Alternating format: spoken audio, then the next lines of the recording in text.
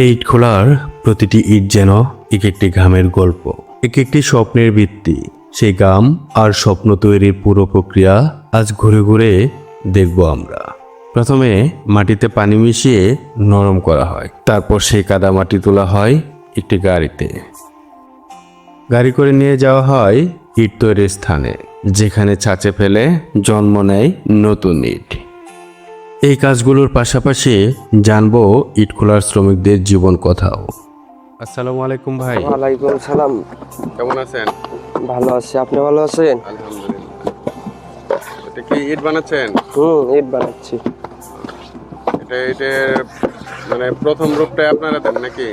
হ্যাঁ এখান থেকে শুকানোর পরে খোলা যাবে। হ্যাঁ। মানে আপনাদের শ্রমের মজুরি কিভাবে দেওয়া হয়?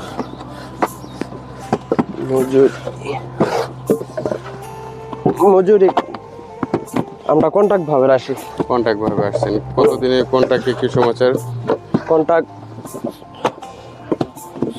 5 মাসের পরে। 5 মাসে? 5 মাস কিভাবে কাজ করবেন? কটা থেকে কাজ শুরু করেন, কটায় শেষ করে? এই রাত 5টায় উঠি আর 6টায় ছেড়ে দিই। 5টায় উঠেন? ভোর 5টায় উঠি, 6টায় ছেড়ে দিই।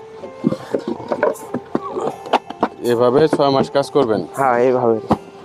6 মাসের আপনাদের পারিশ্রমিক আপনারা একবার নিয়ে নিছেন? একবারে নিয়ে নিচ্ছি।